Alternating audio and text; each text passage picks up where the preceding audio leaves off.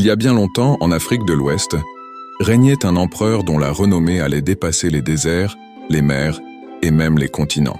Cet homme s'appelait Mansa Musa, le roi des rois du Manding, héritier de Sundiata Keita. Mansa Musa dirigeait un empire si vaste que le soleil semblait se lever et se coucher dans ses terres. Les caravanes chargées d'or, de sel et d'ivoire traversèrent son royaume. Ses coffres étaient remplis de richesses, mais plus que ses trésors, c'était son cœur généreux qui allait marquer l'histoire. Un jour, il décida d'accomplir le grand pèlerinage vers la Mecque, comme tout bon croyant. Mais il ne voulait pas voyager seul. Il emmena avec lui des milliers de serviteurs, de soldats et de sages, ainsi que des centaines de chameaux chargés d'or. Partout où il passait, il partageait sa richesse. Aux pauvres, il donnait l'aumône. Aux villes traversées, il construisait des mosquées.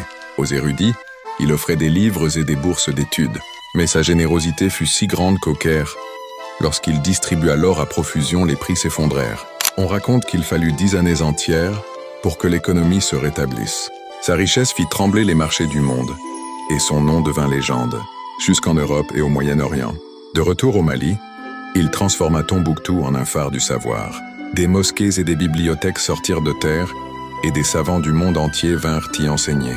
Le Mali n'était pas seulement riche en or, il était désormais riche en science, foi et culture.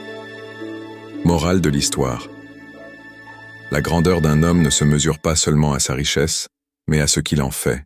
Mansa Musa nous enseigne que partager ce que l'on possède, investir dans le savoir et bâtir pour les générations futures, voilà ce qui construit une véritable gloire.